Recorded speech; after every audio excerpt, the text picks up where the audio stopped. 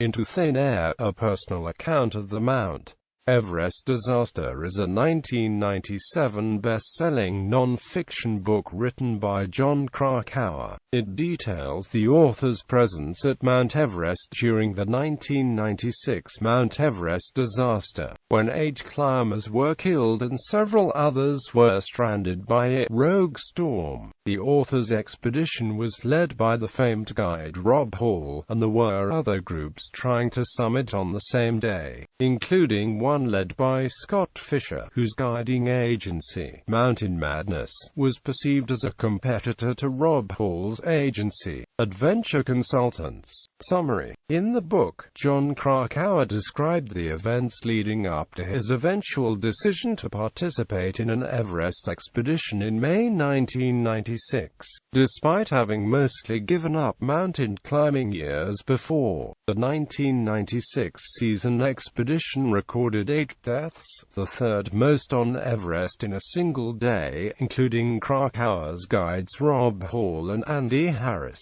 Initially, Krakauer, a journalist for Adventure magazine Outside, stated that his intentions to climb Everest were purely professional. The original magazine story was to have Krakauer climb only to base camp, and report on the commercialization of the mountain. However, the idea of Everest reawakened his childhood desire for climbing the mountain. Krakauer asked his editor to put off the story for a year so that he could train for a climb to the summit. The book chronologically moves between events that take place on the mountain and the unfolding tragedy which takes place during the push to the summit. In the book, Krakauer alleges that essential safety methods adopted over the years by experienced guides on Everest are sometimes compromised by the competition between rival guiding agencies to get their clients to the summit. Controversy. Krakauer's recounting of certain aspects of the ill-fated climb has generated considerable criticism, both from some of the climb's participants and from renowned mountaineers such as Galen Rowe. Much of the disputed material centers on Krakauer's accounting of the actions of Russian climber and guide Anatoly Bukreyev, an experienced high-altitude climber and guide for Scott Fischer. Bukreyev descended the summit prior to his clients, ostensibly out of concern for the safety and in preparation for potential rescue efforts. Bukreyev later mounted repeated solo rescue efforts, saving several lives.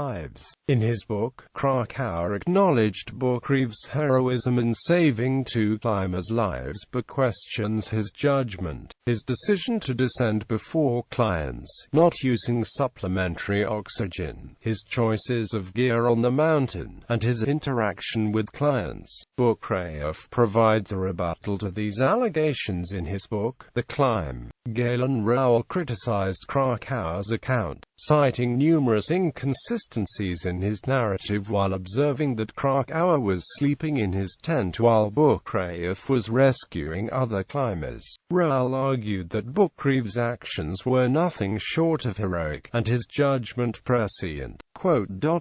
He foresaw problems with clients nearing camp, noted 5 other guides on the peak, and positioned himself to be rested and hydrated enough to respond to an emergency.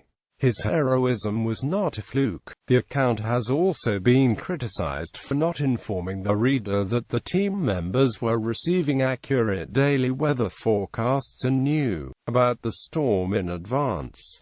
In Krakauer's 1999 paperback edition of Into Thin Air, he addresses some of the criticism in a lengthy postscript. Adaptations. Films. A feature film titled Everest was made by Working Title Films and Universal Pictures with director Baltasar Kormakur and released in September 2015. Jason Clarke, Josh Brolin, Jake Gyllenhaal, Emily Watson and Keira Knightley star in the film, with actor Michael Kelly portraying Krakauer. It is not based on Krakauer's book. television movie. The book was adapted into the TV movie Into Thin Air, Death on Everest, starring Peter Horton as Scott Fischer and Christopher McDonald as Jon Krakauer. The book and the film both contain the same strong editorial viewpoint regarding the fundamental causes of the tragedy, although the film differs sharply from the book in details regarding responsibility.